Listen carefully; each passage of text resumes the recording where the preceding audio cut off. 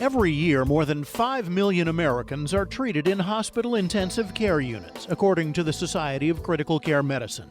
Only patients with an imminent risk of death are treated in the ICU, most often for respiratory distress, surgical recovery, heart problems, or severe infection and sepsis. Doctors are getting better and better at saving lives, but often at enormous cost, with patients tethered to tubes and machines. Dr. Joe Bienvenu, Associate Professor of Psychiatry at Johns Hopkins University, says ICU survivors have been through a nightmare. It's frightening to be in an ICU with a tube down your throat and all these procedures being done to you when you're helpless and very, very ill. Someone survives an episode of sepsis. His family is ecstatic. They're so excited. The patient obviously is happy to be alive. And then they get home. They leave the convalescence period, however long that takes. They try to return to their normal life, and often it's only then that they realize they have a brand new constellation of problems they didn't have before. That's psychologist Dr. James Jackson, Assistant Professor of Medicine at Vanderbilt University. They may have newly acquired symptoms of PTSD. They may have depression. Importantly, they may have newly acquired cognitive impairment that they didn't have before. They have a unique set of symptoms that typify ICU survivors, and many of them don't really know where to turn to address those symptoms. In truth, there are not a lot of places that specialize in treating the symptoms. There are a few that are coming on board, but not as many resources as there need to be. Jackson is well aware that words like ICU survivors and PTSD conjure images of violence and terror rather than healing. But he says it's true. ICU treatment often provokes post-traumatic stress disorder. There are reports that suggest that up to 45 or 50% of people may suffer from significant symptoms of PTSD, and alternatively, there are reports that peg that number as low as 10 or so percent. I personally think from the work we've done and from my own experience, that number is probably somewhere between 10 and 20%. We found that 60% of the patients who had PTSD symptoms still had them at 2-year follow-up. So they can be quite prolonged. And there was an earlier, smaller study by some doctors in Germany, and they found in patients with acute respiratory distress syndrome, even 8 years after acute respiratory distress syndrome, 25% of the patients in their study had PTSD. Most people associate PTSD with people who've gone through things like combat, sexual assault, or a bad car crash. But balancing between life and death with a ventilator jammed down your windpipe can do the same thing. Some experts have even developed a name for it, PICS, or Post-Intensive Care Syndrome.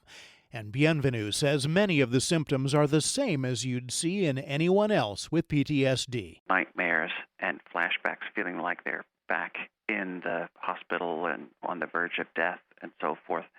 Probably nightmares are most common, or it's just intrusive, unwanted memories of the critical illness. But one thing that's a little different about patients with substantial anxiety and PTSD symptoms after a critical illness is that sometimes people have awful memories of things that didn't objectively occur, or they didn't occur quite the way the patient remembers them. The other thing that people will often mention is re-experiencing symptoms, particularly very visceral recollections of nightmares, or perhaps you could more accurately call them delusions. Patients believe that these things could not have happened. On a deep emotional level, they very much feel like they did.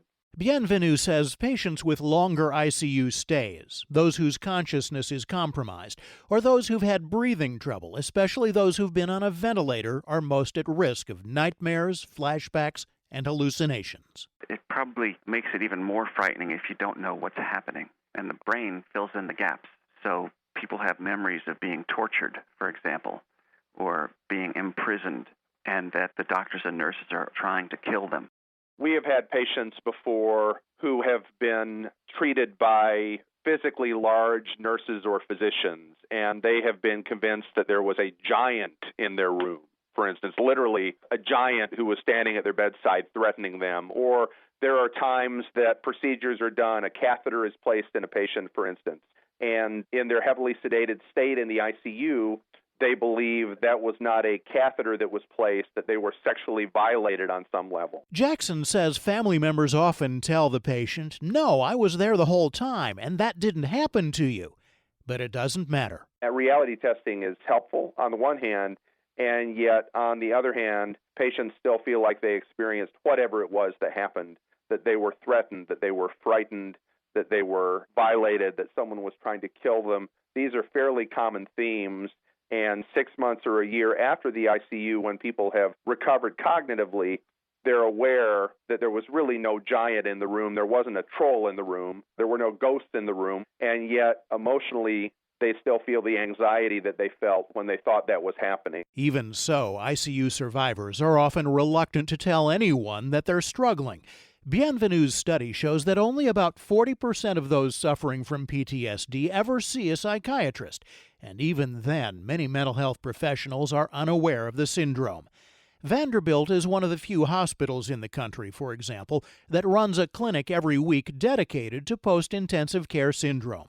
What's more, Jackson says, the images survivors recall are often exceptionally troubling, so they stay silent and never seek help. The delusions they have had in the ICU are sometimes so horrific and so bizarre, they're quite embarrassing. They're sometimes of a sexual nature, for instance, and they are very reluctant to tell a husband or a wife or children about these, sometimes for fear that the person will think that they're crazy, that they're out of their mind, and that works against getting help. The other issue that comes up here is that if they are not wanting to return to the hospital because that's where they were critically ill, and if the psychiatrist's office is in that hospital or the psychology clinic in the hospital, that works against them as well. So there are a lot of things going on that could contribute to these people not getting help. That's another hallmark of post-intensive care syndrome. Sufferers don't want to have anything to do with the medical system ever again. We often see striking symptoms of avoidance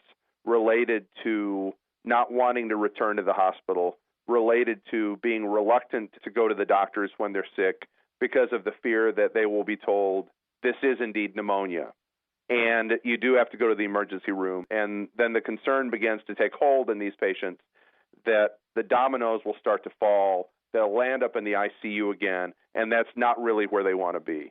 So they often are quite avoidant. Sometimes they are almost phobic with regard to exposure to germs, with regard to exposure to other sick patients. However, Jackson says that kind of avoidance behavior may produce exactly what the patient doesn't want. People are very disinclined to go to the doctors, and so as a consequence, their illness that they could have perhaps addressed easily gets worse and worse and worse, and then in turn they're more likely to be admitted to the hospital. So it really is a vicious cycle, and if you talk to ICU survivors, they will often tell you that they're caught up in this cycle, but that they felt like they were a little bit powerless to change it because they are so phobic and anxious about returning to the doctors. But why does post-intensive care syndrome happen at all? Knowing that could provide some prescriptions to keep it from occurring. First of all, Jackson says, landing in intensive care is a severe psychological shock. Patients will often talk about situations where they were feeling fine on a Thursday, they were doing great, they went to work on Friday, they felt sick. By Friday afternoon, they were in the ER, and by Friday night, they were on a respirator. It really is that sudden. Critical illness takes hold that suddenly. And when it does, there's really no way to mentally prepare for it. So part of this is the emergence of a life-threatening illness that is incredibly abrupt, very stressful for patients who are literally fighting for their lives and who had no way to really plan for that, very stressful for family members as well. So fear of death is one clear driver of PTSD in these patients. The experience of being on a mechanical ventilator or a respirator, which is true for many people in the ICU, that is incredibly unsettling for patients, that dynamic of having a difficult time breathing. The psychological shock appears to be worse for some patients than others. Perhaps surprisingly, young people are more at risk than the middle-aged or elderly. If you're 30 years old and you have a young child or two and you're excited about your career and a long marriage ahead of you, perhaps you're eager to see your kids grow up, the thought of dying suddenly is much more traumatic than it is for our 92-year-old patients who believe they've lived a very long life, a good life, and frankly, many of them will say, I'm ready to go meet my maker, I'm ready to be with my wife, or however they frame that. So the younger these patients are, the more traumatic this experience of being critically ill seems to be. Another factor is sedation, an extremely common ICU treatment to keep patients from fighting breathing machines or pulling out their IV lines. Jackson says it turns out that sedation has the opposite effect of what doctors have believed. For years, there was an orthodoxy in the ICU, and that orthodoxy was that if we can heavily sedate patients to help ensure that they don't remember what happened to them in the ICU, then we will likely be doing them a favor with regard to their mental health. That was the orthodoxy. Well, there have been probably a dozen or so studies that have really challenged that idea, and what they've demonstrated is that, in fact, when you heavily sedate someone, it isn't that they don't remember their experience of being in the ICU. It is that they're more likely to remember things that did not, in fact, happen.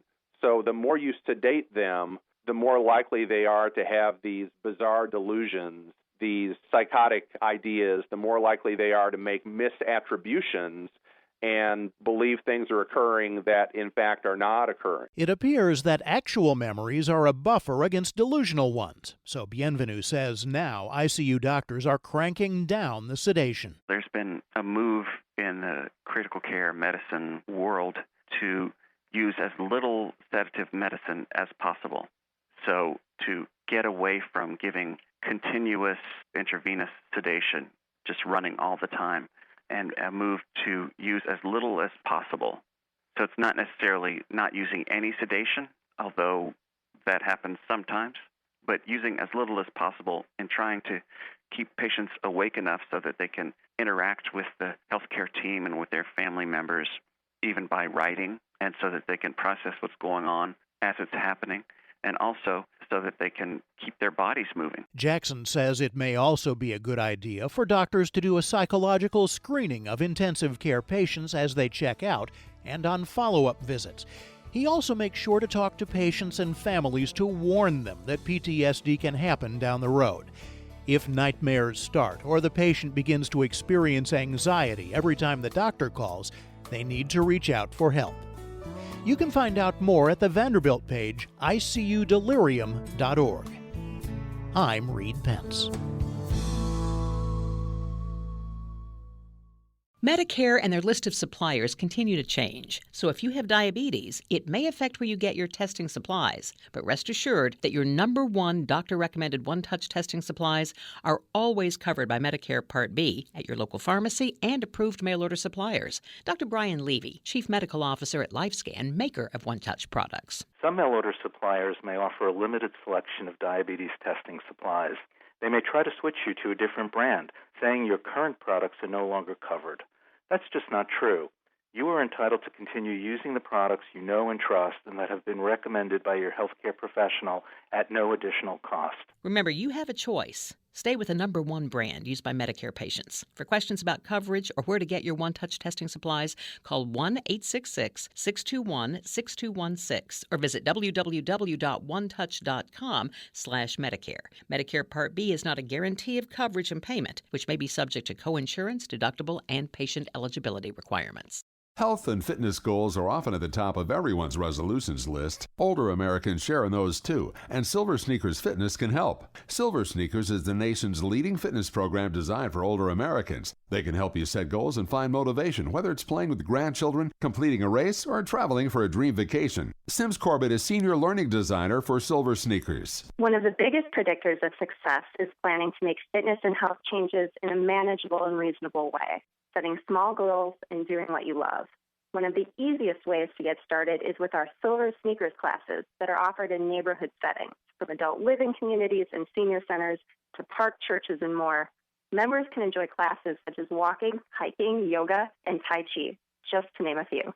Silver Sneakers has changed thousands of lives, and more than 12 million people are eligible for the Silver Sneakers fitness benefit through leading Medicare Advantage health plans, Medicare supplement carriers, and group retiree plans. Find out more at silversneakers.com. That's silversneakers.com.